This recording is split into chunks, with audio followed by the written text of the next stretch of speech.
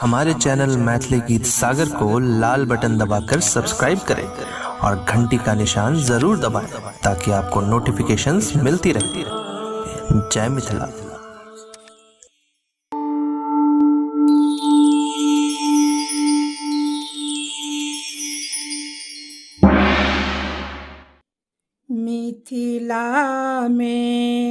मिथिला में राम खेलत होरी। मिथिला में राम खेलत होरी। मिथिला में किनिका के हाथ कनक पिचकारी। किनिका के हाथ कनक पिचकारी हो। किनिका हाथ अबीर झोरी। मिथिला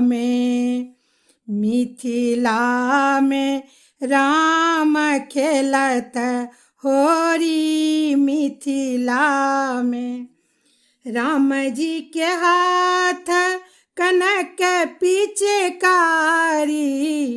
राम जी के हाथ कनक पिचकारी हो। सीता हाथ अबीर झोरी। मिथिला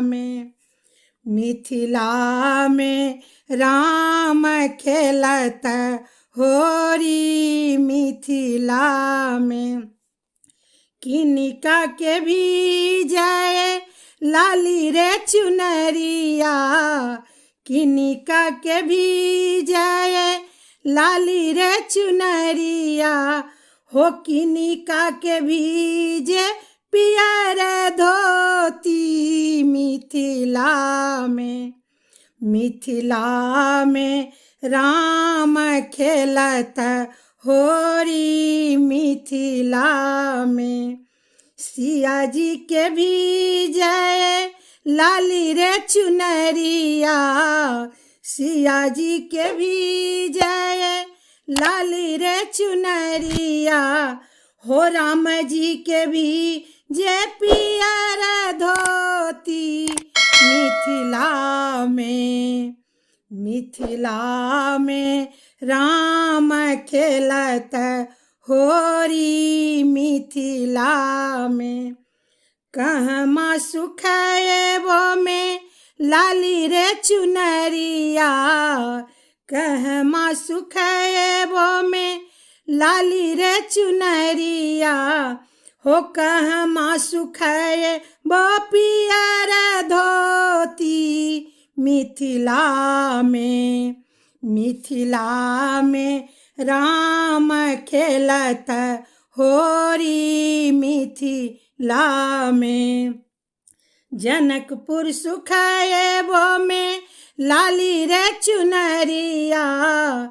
जनकपुर सुख एबो में लाली रे चुनरिया हो। अयोध्या सुख एबो पियर धोती।